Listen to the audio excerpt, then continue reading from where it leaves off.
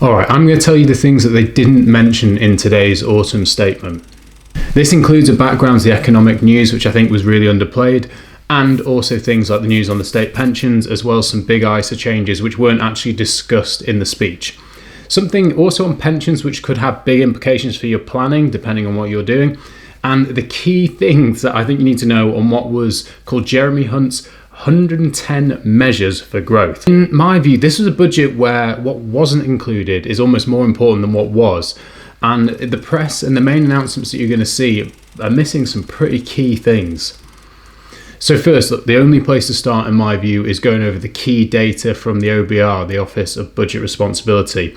And to be honest, while the fact the economy may be growing at a faster rate than it was previously, the news is still pretty bleak. While the party line says that things are getting better with inflation falling and that yes, we might be on track to meet the Prime Minister's pledge for halving inflation, when you do cut through the rhetoric, things don't seem quite as positive. The UK economy will grow much more slower than expected in the next 2 years as inflation starts to take longer to fall. So we are in a position where we've got stickier inflation, but one of the big data points from the OBR, which I don't think is talked about enough, is what's called real household disposable incomes. And this is just generally spare money that households have after adjusting for inflation. And it gives us a good guide to how wealthy people feel. And to quote the OBR here on that figure, while the trough in RHDI per person is shallower than in the March forecast, we expect its weakness to continue for longer. It is still the largest reduction in living standards since ONS records began in the 1950s. So while this channel has nothing to do with politics, I think it's really crucial to mention this because at the end of the day, that when the election eventually comes next year, one of the key determining factors is going to be how people feel, whether they feel better off. And based on the data, it seems pretty bleak. There were, however, some other key announcements like a living wage rise, and this was good news for low-paid workers, with the minimum wage rising from £10.42 to £11.44 per hour. And also this rate now applies to 21 and 22-year-olds for the first time, which is good because there's no real reason why a 22-year-old should get paid less than a 23-year-old. Benefits in general are due to increase in line with inflation at 6.7%. There's a ton of detail though that I put in the description. But it's not all positive news in that regard because it's counterbalanced by the fact that the government actually plans to remove benefits and step up monitoring of welfare recipients in an effort to bring more people into work. So job seekers will actually have benefits such as free medicine and legal aid removed if they're found not to be looking to work under the Back to Work plan. Now, I'm not going to go into what could potentially go wrong on an individual level or lead to dreadful outcomes, but I'll let you consider that. One of the big things that was also mentioned was in relation to tax cuts. So there were some tax cuts, and one of them was from self-employed individuals, and that's the abolishment of the Class 2 national insurance contributions. Now that's not going to save much, even if you are self-employed. It's about £192 per year, so about a pint a week. So that's probably not going to change someone's view on whether they're going to go to work on an employed or self-employed basis. But there was also a cut to Class 4 national insurance contributions for the self-employed from 9 to 8%. So if you take those two things together, that means the average self-employed person should save about £350 per year. There was also a cut to the general national insurance rate for people who are employed. And the reason why I believe that this was targeted is because unlike general income taxes, you only pay national insurance on earnings. So this could be seen as a tax cut for those working as opposed to those retired or maybe living off savings. So there were some tax cuts here. So let's go into pensions. And one of the big things was the talk of changes to the triple lock going into this, which is the measure by which the state pension is increased annually. Now under the triple lock, this increases by the higher of 2.5% CPI or wages. And there was some talk about whether this was going to get watered down, but it has now been fully maintained for the next year, and that actually means that the new state pension increases from £203.85 per week to £221.20 per week. That's about £11,500. So that basically now means that the new state pension will effectively be almost £1,000 off the personal allowance, which is the tax-free allowance you can earn of £12,570. So that's a potential big win for those that are just relying on the state pension. What was also missed in the detail was, despite there was quite a bit of talk going into this, that for a money purchase pot, a pot without a guarantee, there might be some changes to the rules so that if you were unfortunate enough to die before 75, that could potentially be taxable. However, it was confirmed that that was not changed in this budget. So if you are looking at legacy planning and you're unfortunate to die before 75, there are a ton of extra rules around this to be aware, so please seek advice. This is just a brief overview, but there wasn't an automatic change where if you die before 75, those benefits now become taxable. The government also confirmed that the lifetime allowance will be abolished from the 6th of April 2024, despite the fact that there were a lot of concerns for the industry that it needed more time to prepare for the abolishment of the lifetime allowance. There's a ton of detail here which I'll discuss in another upcoming video, but yeah, it's certainly not the case that all the rules just disappear into nothing. So I've said this before in another video, but it also seems that the reforms, what's called the Mansion House reforms, actually have support from both the government and the opposition. Now, what the Mansion House reforms package includes was an agreement between major workplace schemes to increase their investments in private equity. Now, the government says this could potentially provide extra £1,000 per year for the average person who starts saving at age 18. And how they do that is by investing in apparently high growth, innovative companies. Now, I've discussed that I'm against this. I think there is no reliable evidence that this return is going to be achieved. And the idea of putting normal working people into expensive and illiquid investments, I just have no idea how they can get away with it, because I, as a regulated individual, could never make such a bold claim. But if you are watching this, then one of the most positive things you can do is to check what your pensions are invested in, because that's going to become more important than ever going forward. I really feel that we're conflating needing to invest in growth in the UK between the needs of pension savers. And I just think this is a risk that most people can't afford to take, considering that most people are under saving for retirement. But do watch this video if you want to see a bit more and a more in-depth explanation.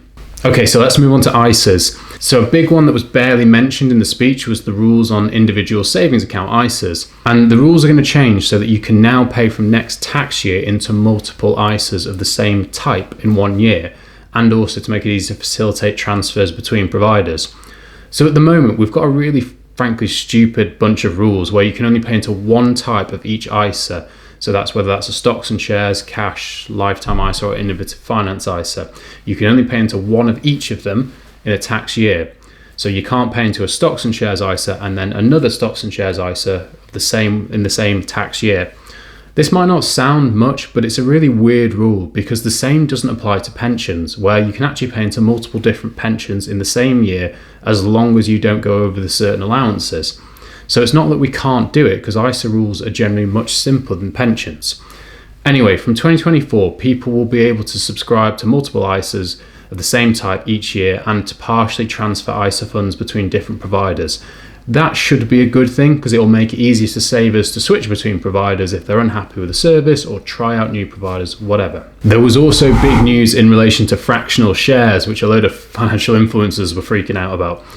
Anyway, long story short, HMRC has been in dispute with investment platforms that providing what's called fractional shares don't actually fall under ISA regulations, which could cause a big problem if you're holding these in your ISA.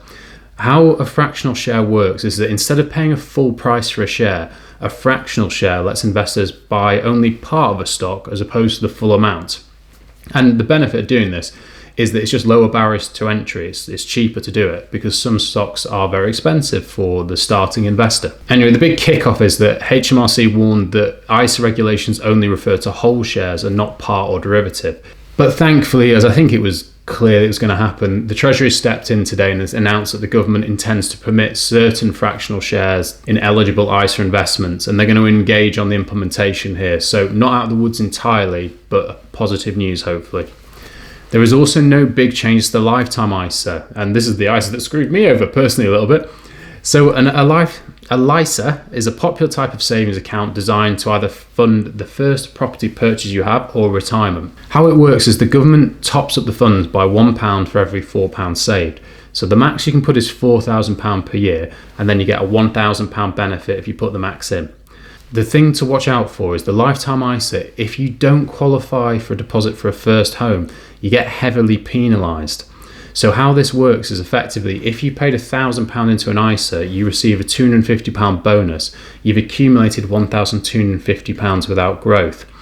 If you then withdraw it without finding a suitable home, or before your 60th birthday, then 25% penalty would apply, which is 1250 minus 937.50, which basically means you're £62.50 out of pocket. At present, homes bought with LISA savings can't cost more than $450,000, and that limit has been the same since 2017, despite the fact that house prices have gone up 25%.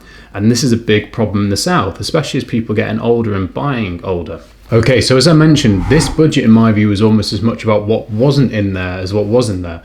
And there was no inheritance tax cut, which is one of the big things that was swirling around as far as rumours. And apparently there was some pushback about inheritance tax changes, but the truth is, for most people, unless you're quite wealthy, inheritance tax only applies to a very small number of estates. If we look at data from HMRC, it showed that 27,000 estates paid inheritance tax from 2020 to 2021.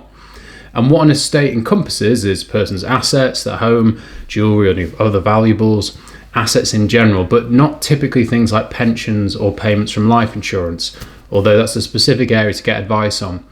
But for context, about 500,000 people died in 2022 in the UK, and that basically means that less than 5% of estates paid inheritance tax.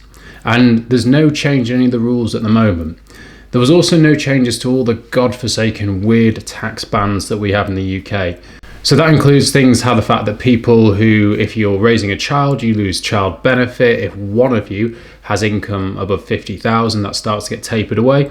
It also includes that we haven't considered things like the fact that if you earn over £100,000, you effectively get a 60% tax rate, which is bizarre because our tax rate effectively goes 20%, 40%, 60% if you're over under 100,000, and then it goes down to 45%. So big picture, I guess another missed opportunities to change those weird bits of our tax position.